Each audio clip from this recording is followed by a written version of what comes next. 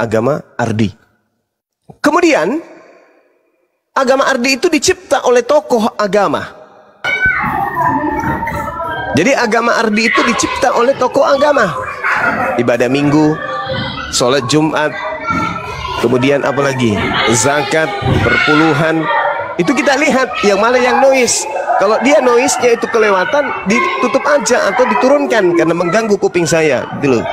Tapi kalau tidak mau diturunkan, ya gimana ini? Ya bagus. Clear. Saya lanjut ya. Jadi agama Ardi itu berasal dari tokoh agama itu sendiri. Jadi ada wahyu. Kalau agama Samawi ada wahyu, kemudian ada tafsir atau penjelasan daripada Nabi terhadap wahyu ini. Nah, kalau di agama Ardi tidak ada wahyu, yang ada hanya penjelasan tokoh. Nah, kalau kita melihat daripada 13 buku dari agama Kristen, itu mana yang dari wahyu? Roma, Galatia, Filipi, ya saya rasa Yesusnya mengatakan itu, Paulusnya mengatakan semuanya itu diterima dari Yesus yang bukan manusia, berdasarkan pengakuan dalam Galatia 1. Itu yang kedua. Yang ketiga, tidak memiliki sebuah kitab yang diwariskan oleh seorang nabi. Itu, tidak memiliki sebuah kitab yang diwariskan oleh seorang nabi. Sekali lagi, Paulus bukan nabi menurut iman Kristen. Ajarannya kemudian berubah-ubah setiap zaman. Tadinya babi berubah menjadi babi hutan dan seterusnya. Jadi hal-hal inilah yang kemudian melahirkan sebuah agama yang konsep ketuhanannya nanti larinya kepada siapa? Dinamisme, animisme, panteisme, politeisme, Hellenisme, Stoa dan seterusnya. Nah, ya, itu adalah ciri-ciri agama Ardi, agama buatan atau agama bumi. Kalau hal ini ada pada sebuah agama, maka tentu dia bukan agama Samawi. Nah, sedangkan agama Samawi itu sendiri disampaikan oleh Nabi yang menjadi utusan Allah Subhanahu wa Ta'ala. Kemudian dapat dengan pasti ditentukan kapan agama ini, dinul ini diajarkan, dimulai. Kemudian tokohnya jelas, siapa nasabnya, ketahuan dari mana silsilah tokoh tersebut, siapa nama ibu, siapa nama ayah, kakeknya, sampai kepada Nabi Ibrahim alaihissalam. Itu agama Samawi itu. Lalu kemudian tidak tumbuh dari masyarakat, tetapi disebarkan kepada masyarakat dari tokoh yang adalah Nabi. Lalu memiliki kitab suci yang otentik. Itu syarat mutlak. Lalu kemudian ajarannya konsisten. Ajarannya konsisten meskipun hidup sosial politik masyarakat setempat kemudian mengalami dinamis, kondisi dinamis, tetapi ajarannya pun itu tetap konsisten, tetapi bisa digunakan, bisa dilakukan, bisa diadakan seperti apapun zaman itu. Itu adalah ciri-ciri agama Samawi. Kemudian ajarannya universal terhadap cakupan kedatangannya. Misalnya Nabi Muhammad menyatakan dirinya, aku diutus kepada seluruh umat manusia. Itu ada dalilnya dalam kitab. Tapi kalau dia tidak universal dalam kitabnya, tapi diajarkan kemudian kepada seluruh umat manusia, berarti ada yang tidak beres tentang kaidah yang ada di dalam agama itu. Jadi pada kesimpulannya adalah agama Samawi, Nasrani dan Kristen itu adalah berbeda. Nasrani pengikut Nabi Isa alaihissalam, Nasara pengikut Nabi Isa alaihissalam. Tetapi kemudian ada dari kalangan-kalangan pengikut ini kemudian yang mungkin ingkar terhadap pengajaran Nabi Isa, sehingga Allah menyatakan dalam Al-Quran bahwasanya ihdinas siratal mustaqim siratal ladzina an'amta alaihim ghairil maghdubi alaihim waladdallin. Orang yang sesat. Apa orang yang sesat ini? Mereka mendapatkan perjanjian. Di dalam Al-Quran juga diterangkan kemudian seperti itu. Mereka ada janji dengan Allah, tetapi mereka melupakan janji itu sehingga mereka tersesat. Sesat meninggalkan ajaran Nabi Isa alaihissalam menuju kepada ajaran orang yang di luar daripada kenabian. Nah, lahirlah agama yang disebut kemudian teman-teman kita hari ini non-Muslim. Seperti itu. Jadi saya sebagai muslim mengatakan, apakah Nasrani dan Kristen itu berbeda? Saya katakan itu adalah satu agama yang berbeda. Meskipun akarnya bersumber daripada dinul atau ajaran yang sama. Seperti itu bang. Karena kenapa saya katakan demikian? Al-Qurannya menjadi patokan. Innal ladina amanu wal ladina hadu wan nasara. Orang yang menyembah kepada selain daripada Allah tidaklah mungkin termasuk orang beriman. Sedangkan mereka menyembah bukan kepada Allah. Berarti mereka tidak termasuk kepada kaidah iman yang ada di dalam Islam. Dengan demikian, berarti dia bukan kategori Nasara atau Nasrani. Ya, saya kira begitu dari saya, saudara. Jadi pendalaman ini memang harus selalu kita gaungkan bahwa agama samawi itu ada 3 yang kita kenal, Yudaism, kemudian Nasrani, kemudian Islam. Di luar dari 3 ini yang kita pahami itu adalah agama ardi. Tapi ini konsep dari Islam. Ya, mana tahu konsep dari saudara kita Kristen berbeda. Agama samawi itu misalnya menyembah kepada Tuhan yang nuzul menjadi manusia. Bisa jadi, karena itu adalah definisi menurut teman-teman kita Kristen. Kita hargai itu. Karena kalau di Islam, agama samawi, agama yang dipercayai turun dari Allah Subhanahu wa Ta'ala, ajaran yang dianggap kemudian pewahyuan yang datang kepada baginda Rasul Muhammad SAW, dan juga kepada Nabi Musa alaihissalam, dan juga kepada Nabi Isa alaihissalam. Itu yang kita pahami. Nah, kalau dari saudara Kristen juga mengatakan Kristen itu juga adalah agama samawi, ya itu pandangan mereka. Saya kira begitu. Terima kasih banyak Bang Zuma. Cuma saya sarankan nanti adalah waktu-waktu tertentu Bang Zuma khusus kajiannya terkait Islam, karena banyak pertanyaan-pertanyaan mendasar dari kami Muslim ini yang mungkin bisa kita berbagi. Izin Bang Zuma, tadi penjelasan Bang Zuma saya rekam dan ini menjadi edukasi buat saya dan teman-teman. Terima kasih. Izin host, saya turun. Iya, makasih Bang. Ya Bang, sama-sama Bang, terima kasih. Oke, kita sapa Bang Fer. Assalamualaikum, selamat siang Kristen Muslim Bang, Bang Fer. Waalaikumsalam Bunda, kepencet tadi Bun. Muslim ya, oke. Salam kita kenal turunkan, Bang Fer. Assalamualaikum Bang Zuma. Waalaikumsalam warahmatullahi wabarakatuh. Salam kenal dari Riau Bang Zuma. Siap, Masya Allah. Makasih Bang, sehat selalu Bang. Oke siap, aku di bawah. Assalamualaikum. Waalaikumsalam warahmatullahi wabarakatuh. Masalah keren ya penjelasannya kalau memang dari ahlinya. Kita sapa lagi selanjutnya. Tambun. Selamat apa perutnya? Selamat siang, assalamualaikum, Tambun. Dia belum duduk baik. Ayo teman-teman Kristen ya, yang Kristen ya permintaannya teman-teman, supaya ada diskusi. Jadi yang Kristen yang naiknya mohon maaf ya. Ya, Tambun udah naik Bang, udah duduk Bang. Tambun, selamat sore, selamat siang. Assalamualaikum Tambun, Kristen Muslim. Salam bencet Bun. Oh Mama Oke Bang, kita turunkan ya. Assalamualaikum warahmatullahi wabarakatuh. Waalaikumsalam. Oke ya teman-teman Kristen ya, yang Muslim dulu naik ya teman. Boleh izin sedikit Alhamdulillah kan tadi subuh biar jelas, biar salamnya nyampe. Assalamualaikum warahmatullahi wabarakatuh Bang Zuma. Alhamdulillah. Waalaikumsalam warahmatullahi wabarakatuh. Magus itu. Malah salah apa? Nah, ada CDC, alhamdulillah. Ada jawaban, oke. Jelas ya, clear ya semuanya ya. Saksi ya. Alhamdulillah. Lanjut. Ya, diulang. Waalaikumsalam warahmatullahi wabarakatuh. Bang Yusuf. Ya, Bang Imrus. Selamat. Wassalamualaikum. Waalaikum.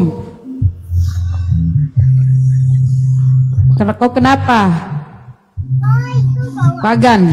Jangan dimarahi dulu. Oh iya. Iya, kasih gitu napas bantuan tahu jangan langsung marahi. Apa yang kau ingin sampaikan Pagan? Ya gimana Hi? Gimana Bunda? Kejang-kejang ya. Kau kejang-kejang be. Ketemu kita kok kejang-kejang. Itu musik dimatikan dulu Bang Pagan. Matikan dulu musik biar ini, Apa biar enggak ini. Iya kedengeran. Cili dulu.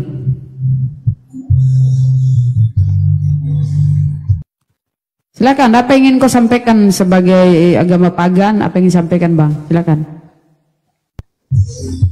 Pagan kuras, bilang kurasnya dong. Nggak lah, Pagan aja. Biar lebih keren. Ini kamu patah apa kamu kurang-kurangin? Apa? Silakan. Keluhanmu apa? Apa mau bagian mana yang sakit? Silakan, tidak obati. Tak saya kiri. Rindu aku sama si Babe ini. Apa sih? Ayo apa? Pagan Quraisy. Apa yang bisa diperbincangkan, Bung? Kristen buatan Paulus. Apakah Anda menyanggali itu, menyanggah?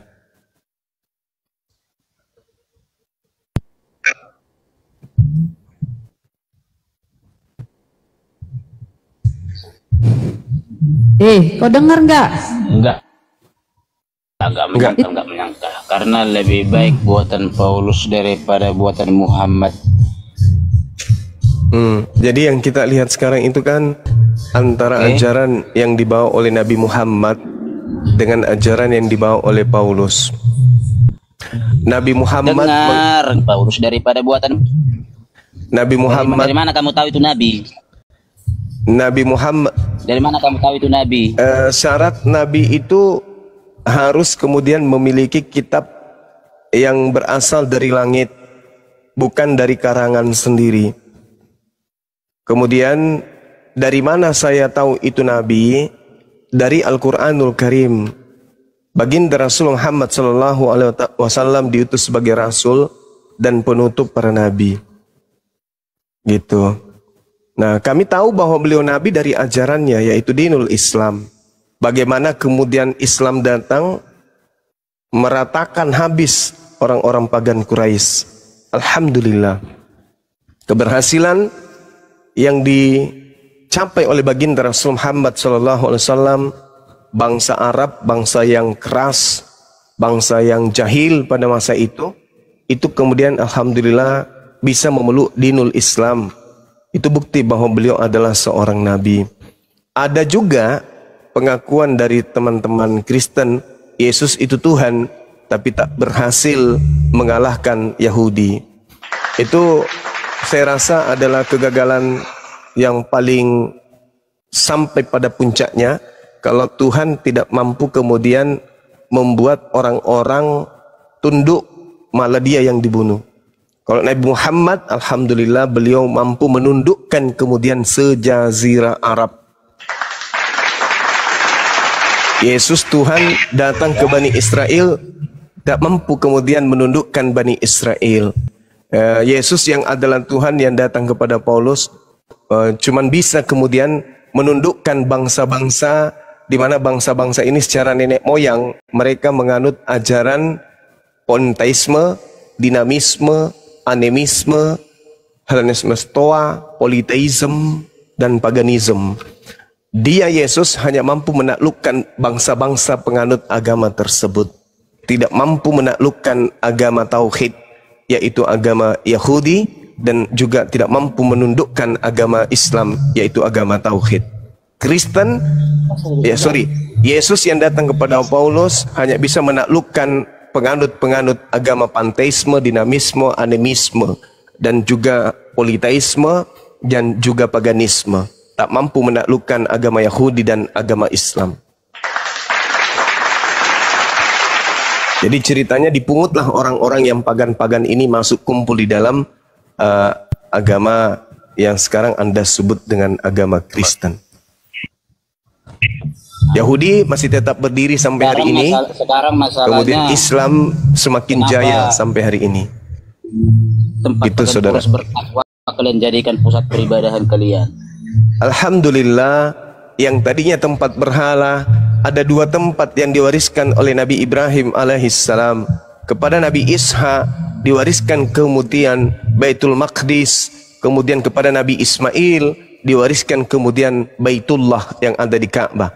Jadi Yerusalem, Palestina adalah warisan Nabi Isa kepada anaknya, kemudian Arab Saudi, Mekah diwariskan Nabi Ismail kepada keturunannya. Ini Kristen apa yang diwariskan? Dan dari mana pewarisan itu? Itu jelas itu, Bang. Itu nggak bisa kemudian, hanya orang yang tidak mau menerima kebenaran yang tidak mau melihat itu. Itu sejarah yang sudah ribuan tahun, yang kemudian oleh kacamata dunia berdasarkan ilmu pengetahuan, 2 hal ini tidak bisa dipungkiri. Bani Israel dan Bani Ismail memiliki warisan langsung dari Nabi Ibrahim alaihissalam. Lah kalau Kristen ini warisan siapa Kristen ini, Bang? Kenapa Muhammad mengarang Al-Quran itu tidak pakai otaknya? Kenapa? Iya, bagus.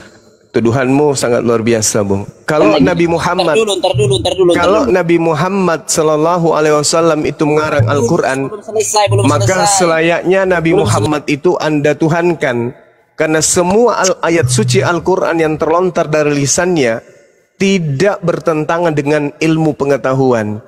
Sedangkan apa yang keluar dari lisan Lukas, Markus, Matius, Yohanes, Paulus itu hampir seluruhnya bertentangan dengan ilmu pengetahuan. Maka kalau kamu itu demen kali menyembah manusia, adalah lebih layak kau menyembah Nabi Muhammad yang sempurna ajarannya daripada kau menyembah makhluk Yesus yang datang kepada Paulus. Lebih sempurna ajaran Nabi Muhammad daripada ajaran Yesus yang datang kepada Paulus. Gitu, saudara. Saya bantah ya. Silakan. Apanya? Kalian itu diajarkan boleh menikah tanpa wali, boleh menikah tanpa siapa mana dalilnya? Mana dalilnya, Bang? Tanpa apa itu namanya? Mana dalilnya? Mana dalilnya?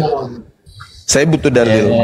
Anda berbicara mengenai Islam, Anda butuh dalil. Kalau ada dalilnya, mari kita kaji. Kalau tidak ada dalilnya, berarti Anda hanya pembohong. Silakan Anda tunjukkan hadisnya. Tanpa mahar. Terus di mana dalilnya itu? Sedangkan kalau di dalam ilmu yang berkaitan dengan Bible, di 1 Korintus 7 minimal 4 kali. Sedangkan Muhammad melanggar itu istrinya 13. Udah 3 kali lipat. Kan berarti Allah Anda ditipu sama. Oke, baik. Jadi kalau hanya modal seperti itu, di dalam kaidah keislaman, kami semua paham bahwa Allah memberikan kemudian kemuliaan, Allah memberikan kemudian kredit plus kepada baginda Rasulullah Muhammad sallallahu alaihi wasallam, sama seperti kepada Nabi Daud, Nabi Musa, dan nabi-nabi yang lain. Nah, seperti di negara kita ini, presiden kita juga adalah bagian dari Indonesia. Presiden kita juga adalah bagian daripada rakyat Indonesia. Tetapi kemudian dia memiliki kewenangan dan memiliki fasilitas yang berbeda dengan masyarakat biasa. Beliau Nabi, wajar itu terjadi. Oke, nah ini PR supaya kamu dengarkan di bawah. Kamu jelaskan kepada saya, kenapa suami-suami atau bapak-bapak di agama Anda itu diajarkan untuk berbohong. Di dalam 1 Korintus 7 nomor 25 jelas diterangkan begini. Sekarang tentang para gadis. Untuk itu kemudian diceritakan 1 Korintus 7 29, bukan 25 tapi 29. Di situ diterangkan kemudian terkait dengan gadis yang ada dalam 25-nya. Itu diatur, tetapi ketika berbicara mengenai suami-suami, aturannya jelas. Apa yang dikatakan di sana? Saudara-saudara, inilah yang kumaksud, yaitu waktu telah singkat. Karena itu dalam waktu yang masih sisa ini, orang-orang yang beristri harus, ya ada kata harus di sana, harus apa? Harus apa? Harus berlaku seolah-olah masih bujang.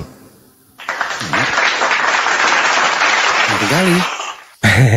Saya ulang lagi. 1 Korintus 7:29.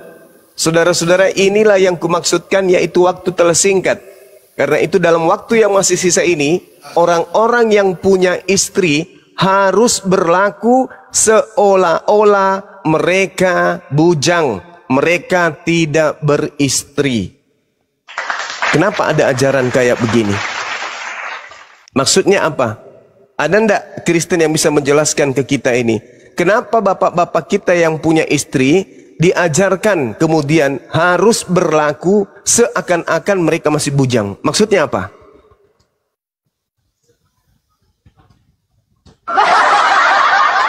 Silakan yang bisa menjelaskan. Kabur tadi Toten. Yusuf. Membahas tentang mahar, membahas tentang wali dan seterusnya. Itu ilmu tinggi. Sekarang yang rendah aja dulu. Kenapa di dalam kitabmu 1 Korintus 7:79 para suami ini diperintahkan harus, katanya, harus hidup berlaku seolah-olah mereka para suami ini masih bujang. Itu kenapa? Apa alasannya? Kita ini Yusuf Kristen Muslim Yusuf. Langit biru. Selamat siang. Langit biru Kristen Muslim. Langit biru. Assalamualaikum Pak D. Kalau saya mah warahmatullahi wabarakatuh. Waalaikumsalam warahmatullahi wabarakatuh. Ya akhi, waalaikumsalam warahmatullahi wabarakatuh. Guruku yang paling ganteng 10 Kalimantan, Masya Allah. Orang ketemu lagi aku. Aku iya, kayak jodoh sama Pak D ini, ketemu lagi kita Pak D. Ini gimana nih, akhi? Kita disuruh untuk berlaku seperti bujang, gimana dong? Kalau saya sih wajar mah. Saya seorang duda. Nah, akhi Sugi disuruh berlaku seperti bujang, gimana dong? Oh, parah. 1 Korintus 7:29 ya. Itu kalau kita baca dari ayat 26, oh itu boleh poligami itu. Baca aja di situ. Boleh poligami kok, kata siapa nggak boleh poligami? Jangan dibuka dulu, Bang.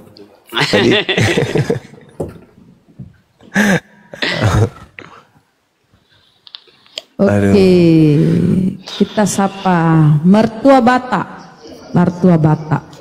Mertua Batak, selamat siang, saudara. Siang, Bu. Muslim, Kristen. Kristen, Bu. Silakan Bang dengan guru kami. Atau dengan, silakan. Apa ingin kamu keluhkan, sampaikan, mau diskusi atau gimana? Ya, cuma nanya aja, kalau di Al-Quran iblis itu datangnya, kenapa ada iblis gitu aja, Bun? Kenapa ada iblis? Iya. Supaya karena ada Kristen. Karena ada neraka. Itu jawabannya, Bang. Oh. Jatuhnya iblis itu karena apa, Bang? Jatuhnya iblis itu karena mereka kemudian membangkang perintah Tuhan, sombong kepada Tuhan. Ketika iblis kemudian diperintahkan untuk menghormat kepada Adam alaihissalam, iblisnya ogah, iblisnya nggak mau, sombong dia.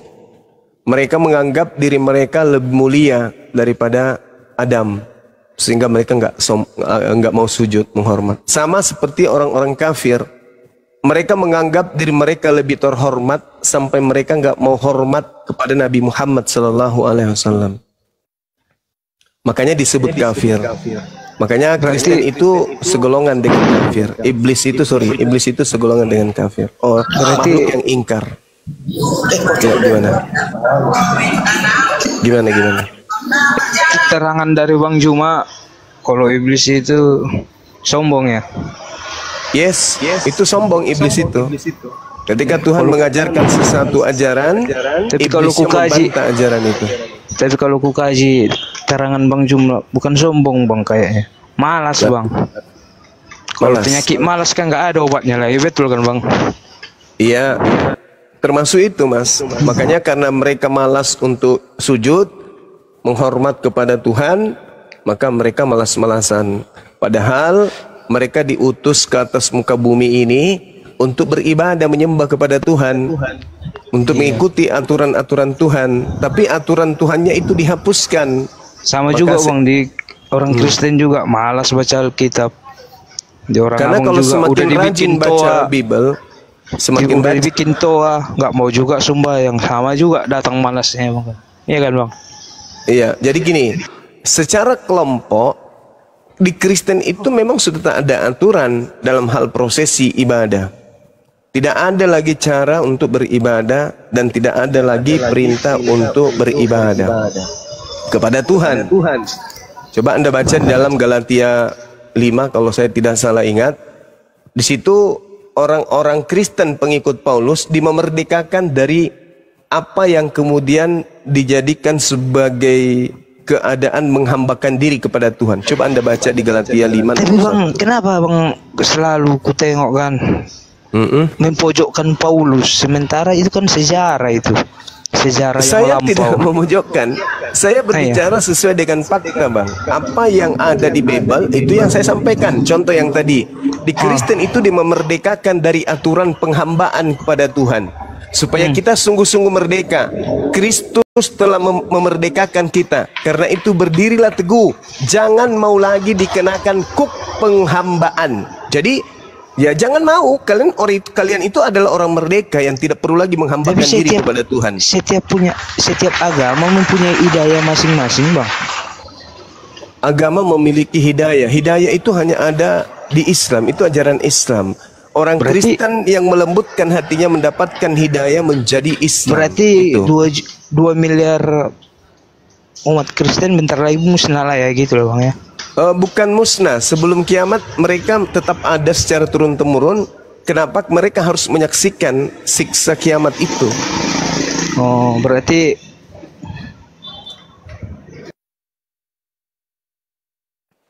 kena gurunda. Aduh. Parah cara-cara munafik, Oten. Bun. Ayolah. Bunda. Iya, Bun. Bun, promosi dulu Bun. Biar akun kita ini kuat, teman-teman. Ini ditombak terus. Teman-temanku di bawah, saudara-saudaraku, sahabat-sahabatku, tolong di tap-tap layar ya. Itu akun Gurunda kena lagi ya. Tap-tap layar supaya yang di atas ini kuat loh. Tombakan mereka nggak mempan. Sambil di follow. Ini akun saya yang ke-6 nih.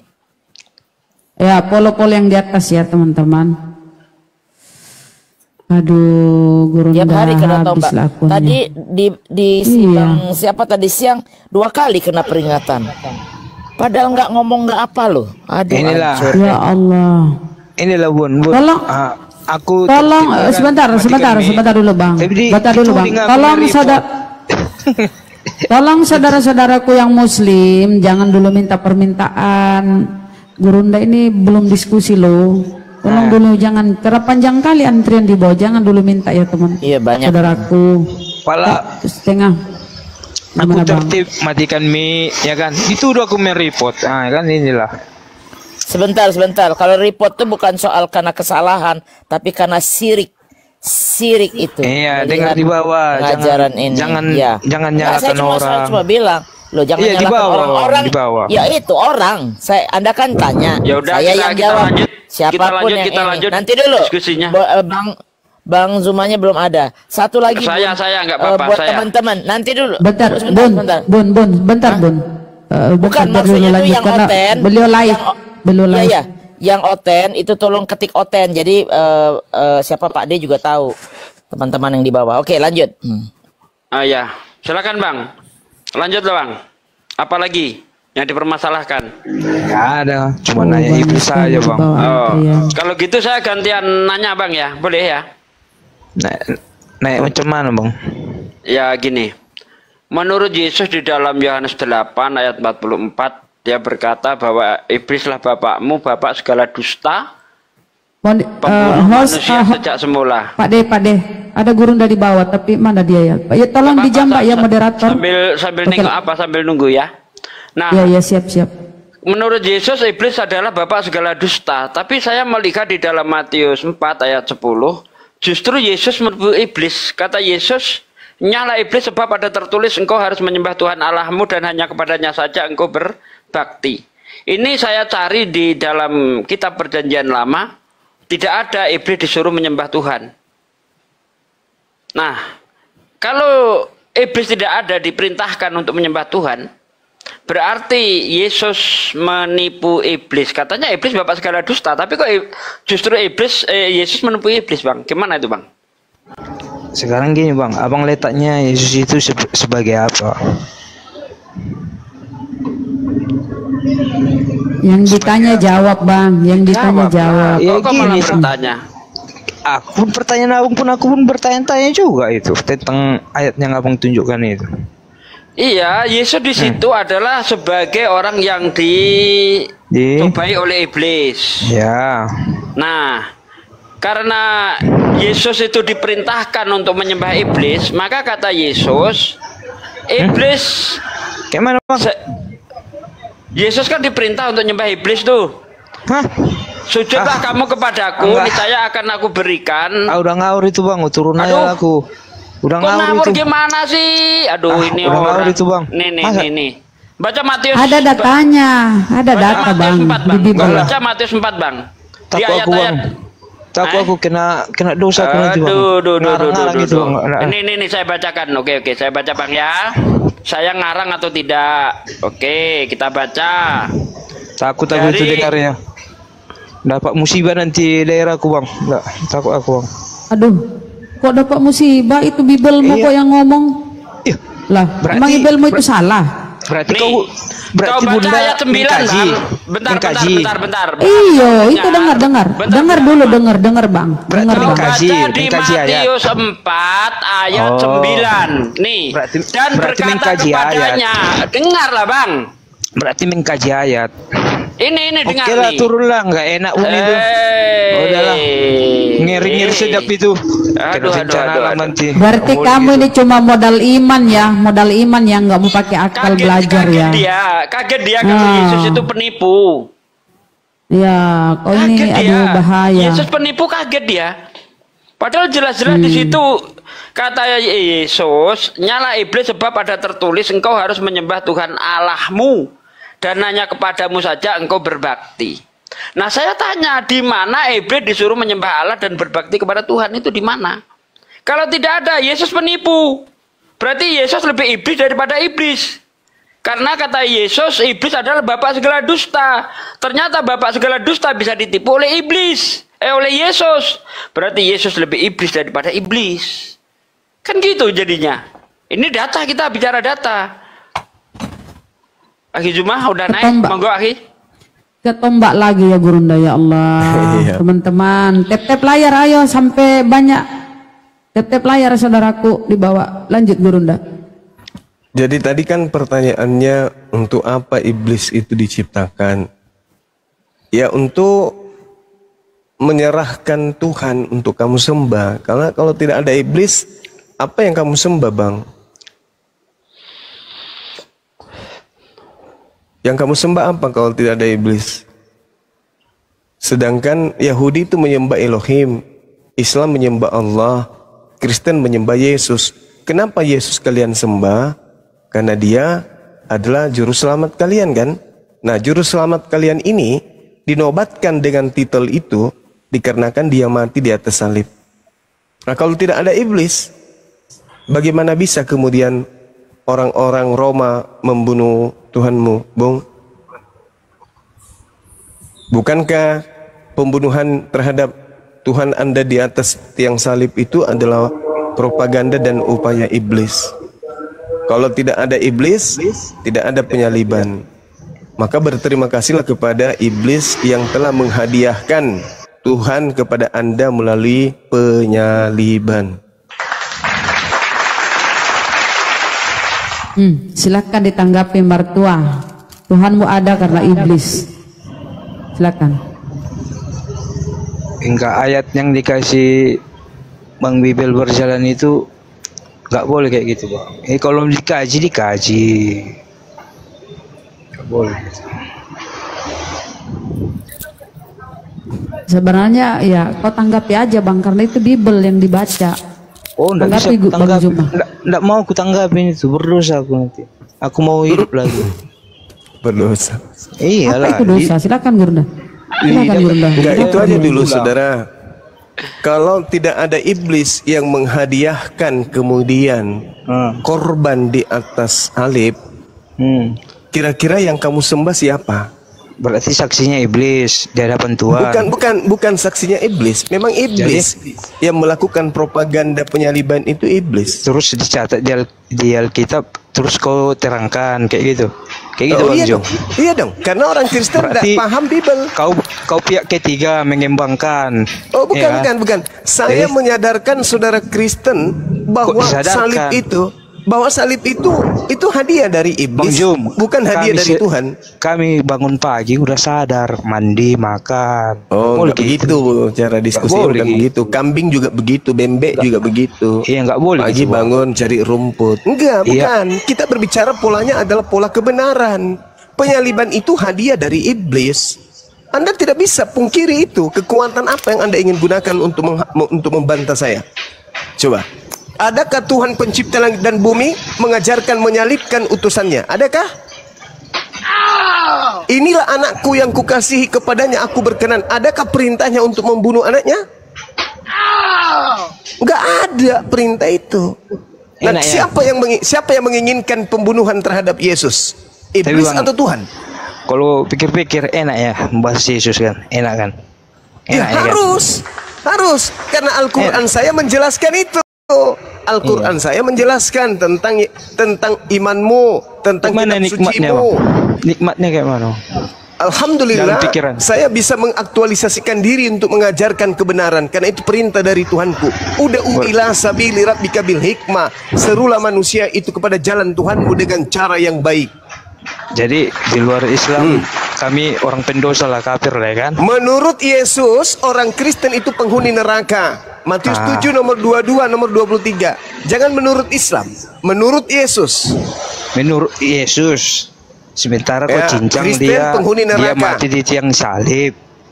Tapi kau terangkan kebenaran dia. Penghuni neraka. Bantah itu, jangan curhat. Tapi kau terangkan kebenaran dia. Yesus adalah kebenaran. Akulah jalan, akulah kebenaran. Karena dia kebenaran, tidak boleh dijadikan tumbal kepada iblis. Tapi tidak percaya kau mati dia kan? Ya, harus. Terus? Kalian cincang-cincang kami yang beriman ini, Pak. Oh, kamu beriman? Kamu beriman? Gak ada iman di Kristen itu, gak ada. Di Kristen itu gak ada iman. Iman itu hanya bahasa Quran. Coba tunjukkan kata iman di Bible. Coba original teksnya ada nggak kata iman? Dari bahasa kok cincang-cincang juga nggak bisa dimiliki. Nggak ada. Di Kristen itu nggak ada kata iman. Kata iman itu adanya di Al-Quran. Pisti itu artinya percaya. Percaya itu belum tentu sampai ke level iman. Contoh misalnya, saya percaya kepada Bapak Prabowo. Tidak bisa dikatakan saya beriman kepada Bapak. Oh ya Allah ya. Aduh, turunlah kau gak ada ilmu, kau botol minum air got lah kau dibawa. Waduh, orang tertib mendengar. Nggak nyambung ya, diajak debat nggak nyambung. Apapun yang diomongin. Kalau mau nangis kau dibawa aja nangis. Kalau takut dosa nggak usah maju sini. Memang Kristen tuh begitu, diajarin oleh pendetanya kalau kritis itu berdosa, ragu sedikit berdosa. Jadi Kristen itu dilarang menggunakan akal sehatnya gitu loh. Diajak membahas takut dosa. Nanti bang, aku dosa aku bang. Belgedes apa? Betul. Ayolah ten, akalmu ten. Iya dia naik kayak mau ini apa? Mujiono lagi minum. Naik cuma tahu takut dosa apa dibacain Bibelnya sama Pak D. Gak boleh tuh. Aku ini Bener-bener diterdok ini ya, betul kata Pak D itu. Dilarang sama pendetanya bahas biblos. Assalamualaikum. Waalaikumsalam warahmatullahi wabarakatuh. Mohon maaf kepencet. Oh iya Bang. Iya Bang. Nyimak aja di bawah. Oke ya, Bang, kita turunkan ya. Assalamualaikum warahmatullahi wabarakatuh. Waalaikumsalam warahmatullahi wabarakatuh. Oke. Aduh, ketombak lagi ya Allah ya Rabbi. Kenapa sini? Inilah mereka ya, mau diluruskan kesesatan oten-oten ini, malah dia nyerang Gurunda. Niat kami baik loh, supaya kalian itu tidak dipanggang di neraka. Iya, keben lagi. Ya Allah ya Rabbi, tep-tep layar saudaraku di bawah, tep-tep layar, ayo tep-tep layar. Bunda Rahma. Ayo saudaraku, biar Gurunda judulnya itu. Geser dikit boleh, judulnya geser dikit. Itu apa sih? Oke. Bunga Kita dapat bunga Oh, cuma ini hiasan. Pintar deh Bunda Rahma. Ada pakai bunga di ujung, keren. Jadi nggak ada oten kita. Waduh. Ada, udah kabur nggak disambut. Kabur, aduh. Udah lari duluan dia. Cari lagi. Saya kirim dulu share di bawah, cari teman oten dulu sebentar. Aduh, Gurunda kasihan ya. Iya. Halo Mun Welker. Selamat siang. Assalamualaikum kalau muslim.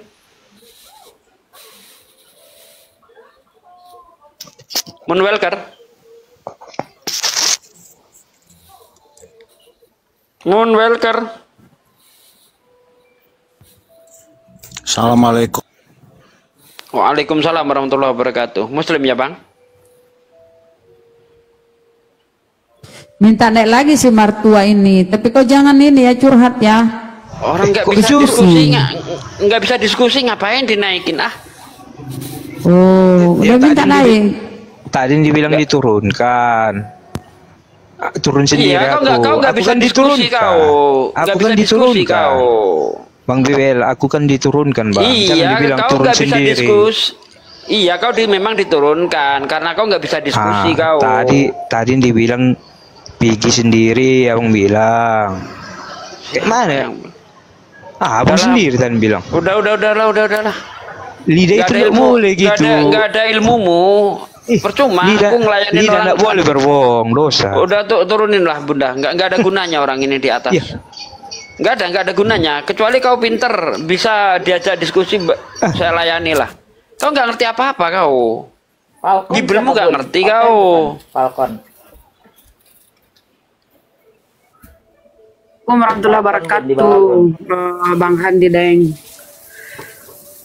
Assalamualaikum Bang Handi. Waalaikumsalam warahmatullahi wabarakatuh. Betul, dia naik cuma curhat ya, kita turunkan aja. Apa kayak gitu? Carilah yang berkualitas. Ayolah pendeta sini pendeta. Debat dengan saya di sini pendeta. Kalau perlu open camp tanpa lihat Bible yuk. Keren. Penulis Bible yang namanya Paulus itu adalah pendusta sebagaimana diterangkan di Roma 3 nomor 7. Jadi kalau oten-oten pendusta itu ya wajar-wajar saja. Karena memang harus berdusta demi kemuliaan Tuhan. Kata Paulus, oleh karena dustaku. Jadi Paulus terus terang mengatakan dia berdusta begitu. Dikasih tahu data yang ngeyel, dikasih tahu iblis yang membawa Yesus, ngeri katanya. Makanya sebelum naik baca Bible, belajar bahasa Indonesia dulu. Jangan tiap hari konsumsi yang enggak enak loh. Komal jadi bau, baju mah jadi korban ditombak-tombakin karena nggak bisa lawan argumentasi, ya akunnya yang dihajar. Itu yang terjadi. Saya mantau dari tadi. Saya mantau dari Bunda Rahma itu mulai dari jam 1 malam tadi saya pantau di sini Bunda. Lanjut. Masya Allah. Deden Mantov. Halo Deden. Assalamualaikum kalau muslim. Muslim Deden. Bang. Muslim Bang. Oh ya. Di bawah aja Bang. Ya, jangan permintaan dulu yang ya. Ya Allah ya Rabbi. Oke Bang, kita turunkan ya. Assalamualaikum. Waalaikumsalam warahmatullahi. Udah Rahma. Udah 3 kali Gurunda ya? Berapa? Minta lagi, nggak usah kau naik ya bang. Mertua, aduh. Bunda Rahma. Iya. Izin, kita ngimpi apa ya didatengin guru-guru begini? Alhamdulillah. Bener-bener hari ini. Biasa aja kali, Bunda. Biasa aja kali. Enggak, beneran. Lah kita nih kan ngomel, Bunda Rahma saya yang paksa nih ngomel bun. Biar 2 orang nggak apa-apa, terusin. Hari ini didatengin guru-guru, luar biasa. Alhamdulillah. Terima kasih banyak. Tolong jangan terlalu banyak curhat. Itu sambut Oten. Bang Aston, Muslim Kristen. Bang Aston, Muslim Kristen. La ilaha illallah. Halo Aston, Islam Kristen bang. Gak ada suaranya bang. Islam Pak Kristen bang. Bang turun bang, turunkan saya bang, kepencet. Oh iya. Memang sekarang begitu bang. Banyak sekali orang yang jempolnya gemetar jadi salah pencet bang ya. Asal naik kok salah pencet. Aduh. Hakim 05. Islam Kristen bang. Bang Hakim.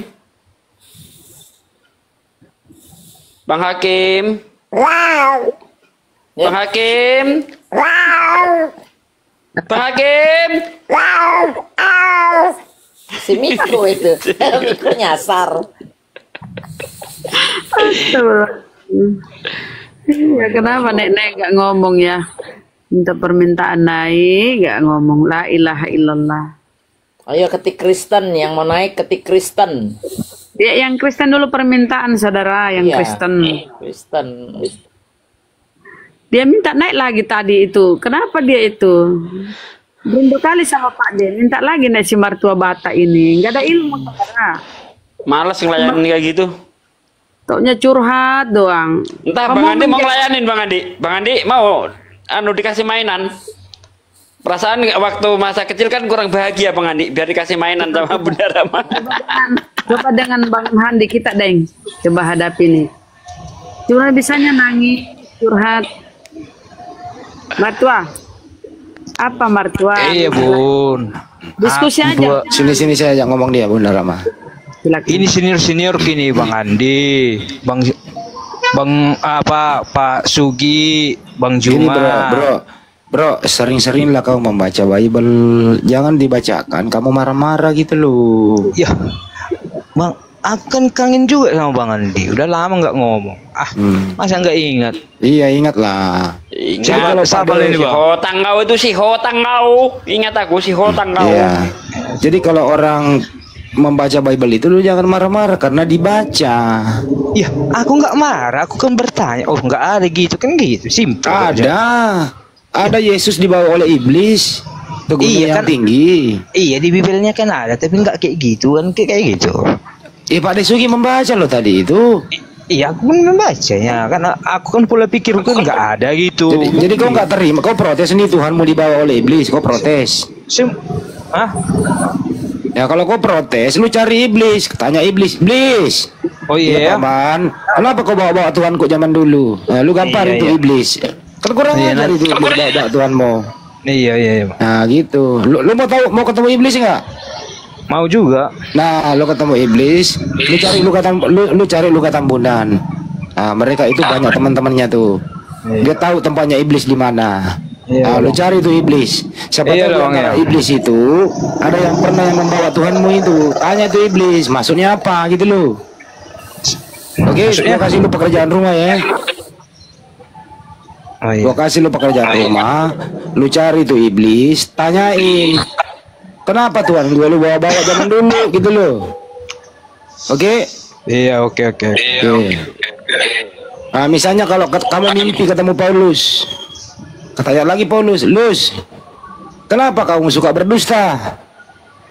Ya nanti tanya Bang nanti. Nah, tanya lagi ya. Iya, oke. Cukup ya?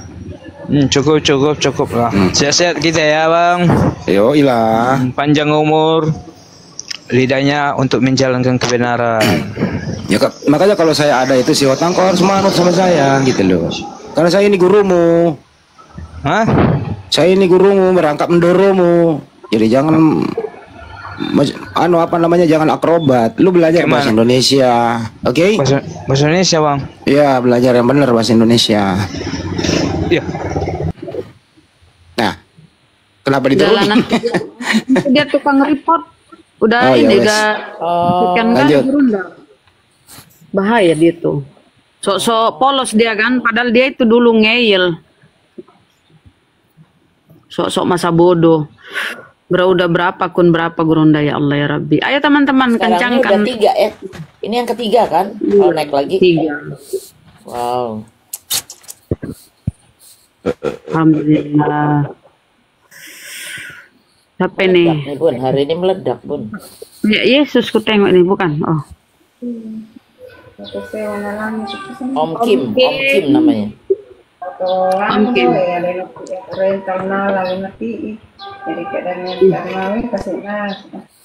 La ilaha illallah. Kenapa dia naik ngerumpi? Emang gini loh, Bang Juma, semua yang lain ada, semua di sini Pak D, tanya. Oten itu sebagian sebenarnya itu jarang membaca Bible. Jarang sekali, karena di gereja itu kalau dia ke gereja itu yang asik-asik aja yang dikhotbahkan oleh pendeta. Giliran naik ke sini dibacakan, dia bilang menista. Jarang-jarang tuh Pak, kasihan mereka ini sebenarnya korban dengan pendeta hanya memberitahukan hal-hal yang membuat dia terangsang dalam iman Kristennya, tapi dia nggak tahu kenyataan yang sebenarnya seperti apa di dalam Bible itu. Setelah dia tahu, mereka berpikir, oh ternyata selama ini aku dibohongin, ternyata di Bible begini loh. Setelah dia berpikir berakal, mereka berontak sama pendetanya. Kenapa selama ini kau nggak ajarin kami segala sesuatunya yang ada di Bible? Kenapa yang indah-indah aja? Itu indah-indah dibumbuhi dengan semacam hipnoterapi supaya kami nggak melawan gitu. Endingnya adalah berakal yang meninggalkan yang dia baca. Fenomenanya sekarang ya banjir mualaf. Pendeta panik, mereka panik. Sekarang membuat cara berbahaya ini. Ya, akun-akun yang sering membawa kebenaran ditombak aja udah. Hilangkan dia dari media sosial. Begitu Bunda, lanjut. Kita siapa ya? Albert siapa sih namanya? Alfred. Gerak kampret. Alfred, selamat sore, selamat siang. Alfred. Selamat siang Bunda. Kristen Muslim Bang. Kristen Bunda. Sekira apa yang ingin disampaikan, Bang? Silakan.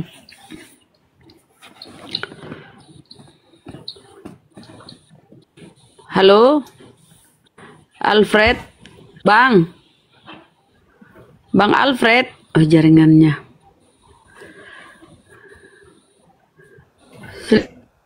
Gurunda turun ya, Bang? Saya kan halo. Saya. Oh. Iya, takut banyak bicara nanti ditombak lagi, banyak hansip di bawah. Iya ya, kenapa mereka ya? Alfred, silahkan Alfred. Aduh, merah jaringannya. Jadi sekarang model mereka itu ya Allah, Gurunda itu jadi sasaran mereka loh. Ayo kuatkan komalnya ya. Nanti kita cari formula supaya punya Gurunda itu kuat. Alfred, aduh turun aja, kok nggak ada suara, tapi dia oten nih. Silakan Bang Alfred, nah sudah buka. Saudara Alfred, Bang. Apa kabar Bang? Silakan Gurunda. Kabar baik. Masya Allah, syukur Alhamdulillah. Iya, gimana keadaan? Sehat-sehat ya? Sehat Bang. Sehat. Dari mana ini? Katolik, Protestan, Advent, Saksi Yehova? Mesianik? Kristen saja? Kristen Katolik. Oh, Katolik. Iya, Masya Allah. Saudara Tia Blossom, syukran, thank you. Ya, gimana? Apakah ada hal yang ingin kita perbincangkan terkait dengan perbandingan agama Islam Kristen? Mau tanya teks perikop Kristen buatan Paulus nih, Kak. Oh iya, boleh.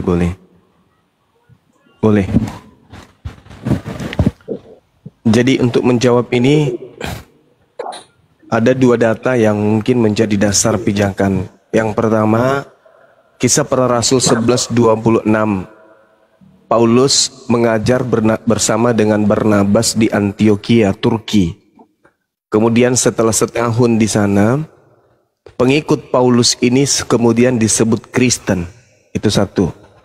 Yesus juga ada di tanah Yudea, di Galilea.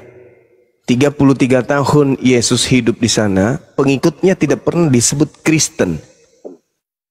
Jadi itu indikasi kuat bahwasanya yang disebut Kristen ini adalah pengikut Paulus yang ada di Turki, Antioquia. Itu yang pertama. Yang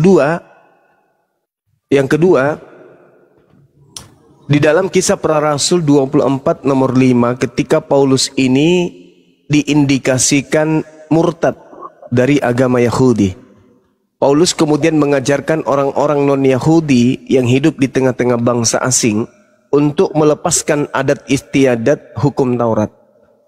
Sehingga orang-orang Yahudi pada saat itu mengatakan bahwa Paulus ini adalah penyakit sampar. Dia adalah penyesat orang-orang Yahudi di seluruh dunia yang beradab. Dan Paulus dikatakan sebagai tokoh dari sekte Kristen. Jadi dua hal ini menjadi dasar pijakan bahwa Kristen ini adalah agama yang dibentuk oleh Paulus dengan konsep ketuhanan, konsep keagamaan, tata cara ibadah, dan lain hal yang bertentangan dengan ajaran Yesus. Saya kira begitu, Saudara Alfred. Ada dalilnya kah, Bang? Ada dalilnya bilang Kristen Paulus buatan Kristen buatan Paulus, ada dalilnya, Bang? Di dalam Kolose 2, di situ Paulus kemudian mengajarkan sesuatu yang sangat jelas, dan juga di Ibrani 6 Paulus juga mengajarkan hal yang sama untuk meninggalkan hukum Taurat. Roma 3 nomor 7 itu Paulus mengajarkan untuk meninggalkan hukum Taurat. Galatia 22 juga demikian, Galatia 3 juga demikian, Galatia 5 juga demikian, Efesus 2 juga demikian. Jadi hukum Tuhan yang datang kepada Bani Israel menurut Paulus itu adalah sampah. Yang benar sekarang ini adalah ajaran yang diajarkan oleh beliau. Nah, orang Kristen mengaminkan dan mengiyakan, menteori, praktekkan kemudian ajaran Paulus ini. Maka dikatakan bahwa Kristen ini adalah pengikut Paulus. Seperti itu, Bang.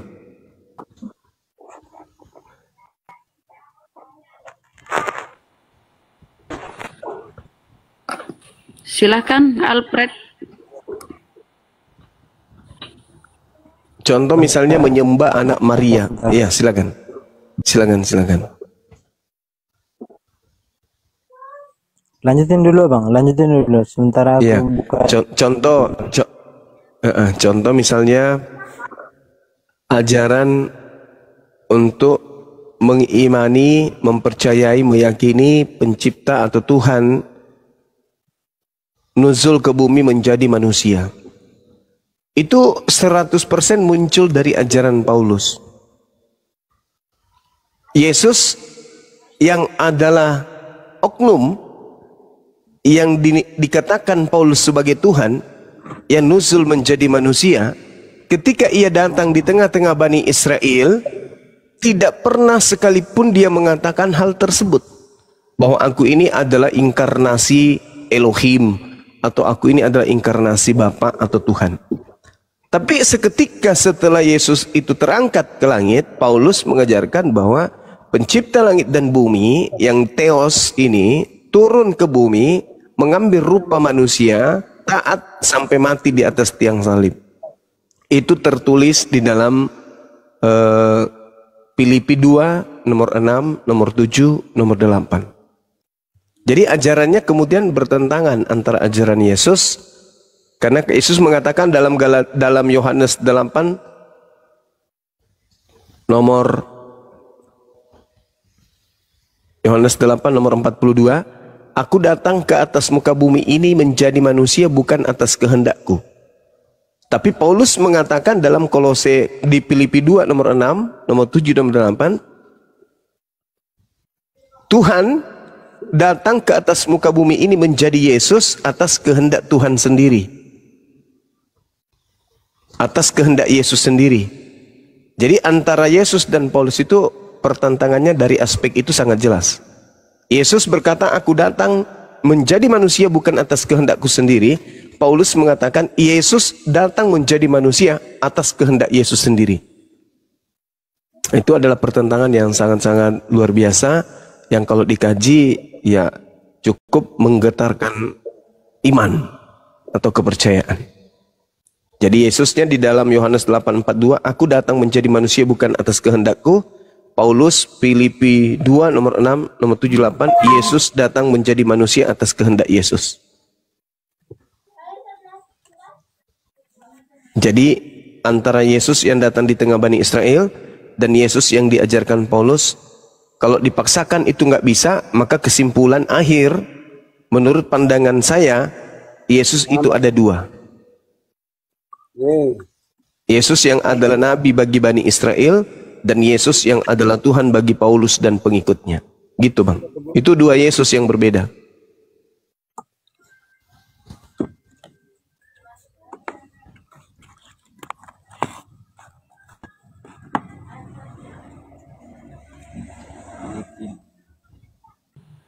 Silakan Bang itu Alfred tanggapi. Yohanes berapa Bang? Yohanes 8 nomor 42. Yohanes 8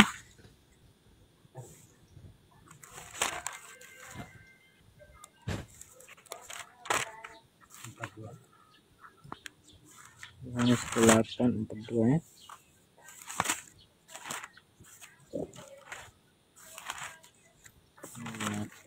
Kedua.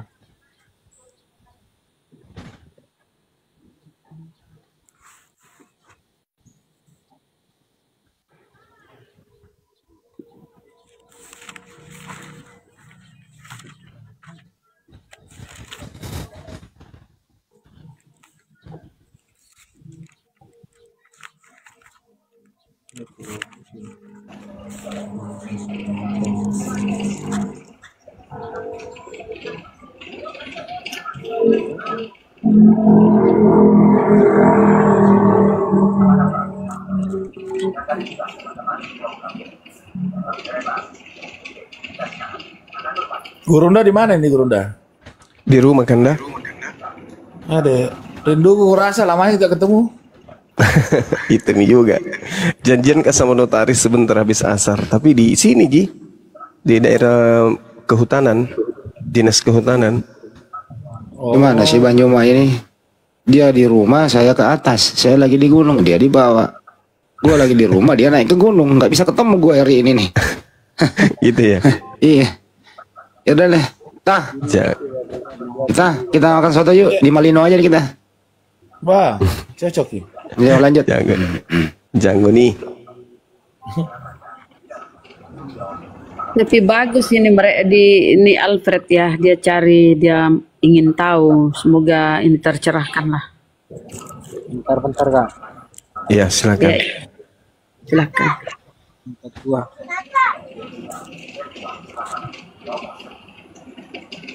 Ayo Bro Alfred, semangat belajar.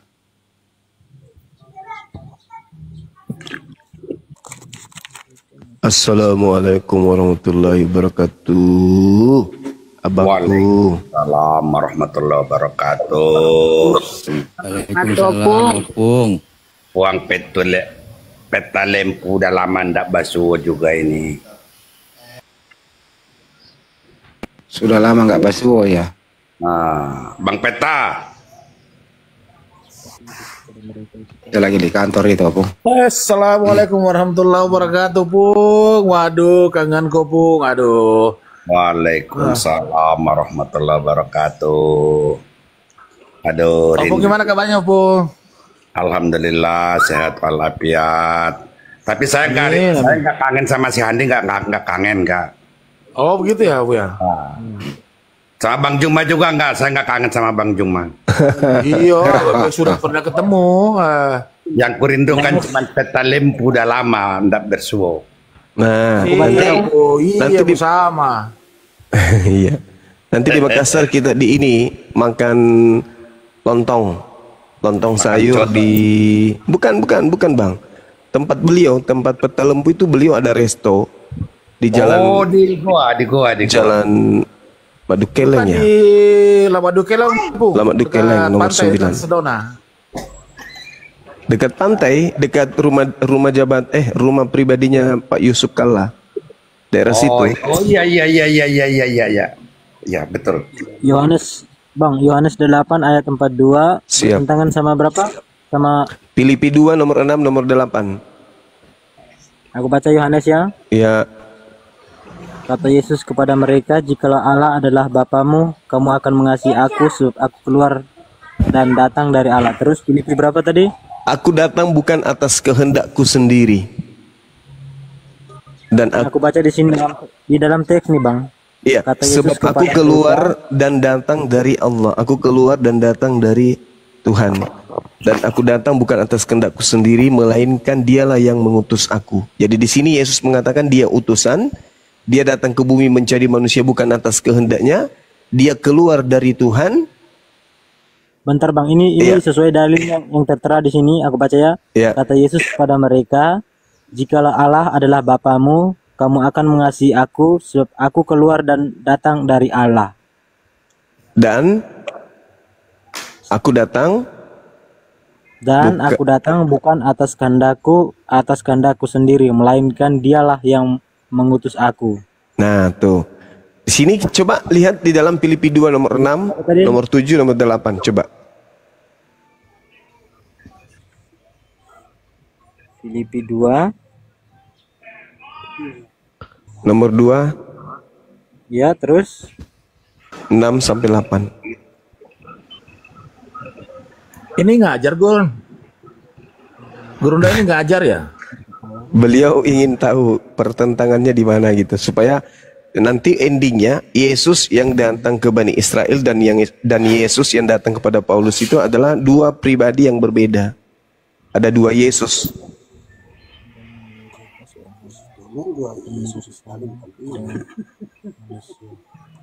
Talim tenin ya.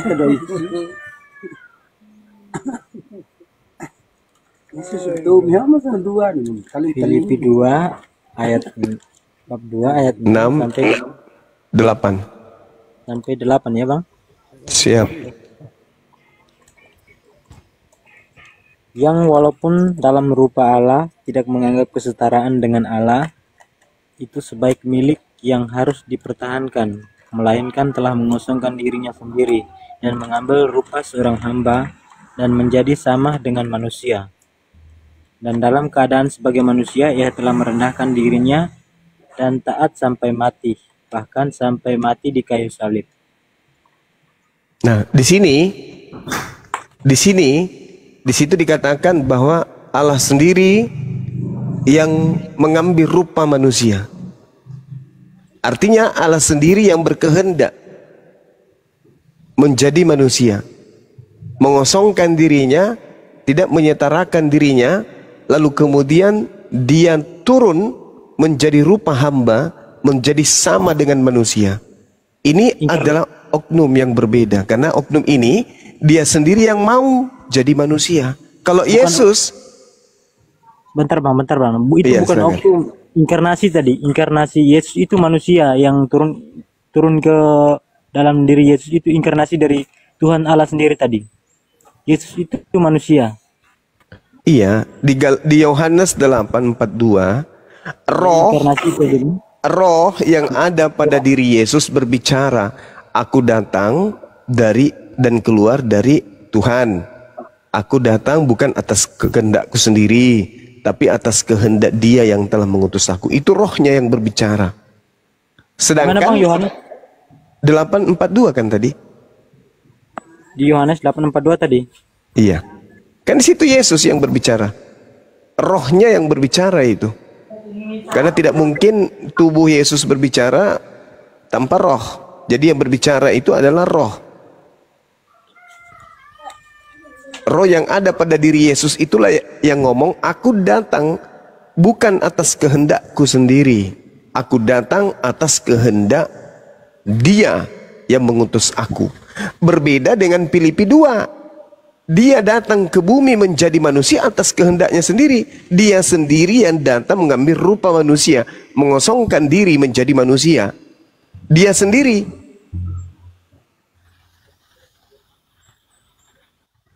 Berarti kesimpulannya, Yesus yang adalah nabi yang datang di tengah Bani Israel berbeda dengan Yesus yang datang kepada Paulus.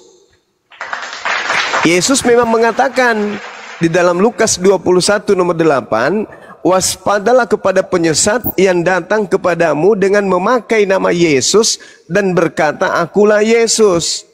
Waktunya sudah dekat, jangan kau percaya.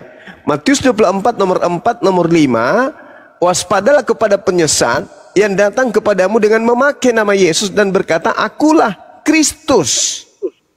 Dia, Kristus ini akan menyesatkan banyak orang. Nah, Kristus yang dimaksud menyesatkan banyak orang itu adalah yang datang kepada Paulus. Begitu cara belajarnya. Kenapa bisa demikian? Coba Anda lihat di dalam pengakuan Yesus. Misalnya Yohanes 1 nomor 51. Langit terbuka, malaikat turun naik menemui anak manusia, yaitu aku. Aku adalah anak manusia. Paulus mengaku di dalam Galatia 1:11-12, Paulus datang kepadanya sosok yang bukan manusia tapi bernama Yesus. Ada bernama Yesus datang kepada Paulus tapi bukan manusia. Kata Paulus ini, aku menerima Injil bukan dari manusia. Bukan manusia yang mengajarkan Injil kepadaku. Tetapi yang mengajarkan Injil kepadaku adalah Yesus Kristus. Yesus Kristus yang bukan manusia. Sedangkan Yesus yang manusia berkata, waspadalah kepada penyesat yang datang kepadamu dengan memakai nama Yesus. Dia akan menyesatkan banyak orang. Mana Yesus yang dimaksud oleh Yesus asli yang datang kepada Paulus? Mana orang yang banyak yang disesatkan oleh Yesus palsu tersebut? Kristen. Apa endingnya? Baca Matius 7 nomor 22-23. Orang-orang Kristen akan diusir oleh Yesus yang asli. Pada hari terakhir nanti banyak orang memanggil aku Tuhan, Tuhan. Bukankah kami bernubuat pakai namamu, bermujizat pakai namamu, mengusir setan pakai namamu? Pada saat itulah aku Yesus akan berterus terang kepada mereka yang memanggil aku Tuhan, bernubuat, mengusir setan, bermujizat pakai namaku, dengan berkata, enyahlah daripadaku, kalian semua adalah pembuat kejahatan. Aku tidak mengenal kalian, kalian semua adalah pembuat kejahatan. Tuh. Kenapa Kristen diusir? Karena Kristen mengikuti Yesus yang bukan manusia, yang datang kepada Paulus. Siapa yang bukan manusia ini? Itulah penyesat.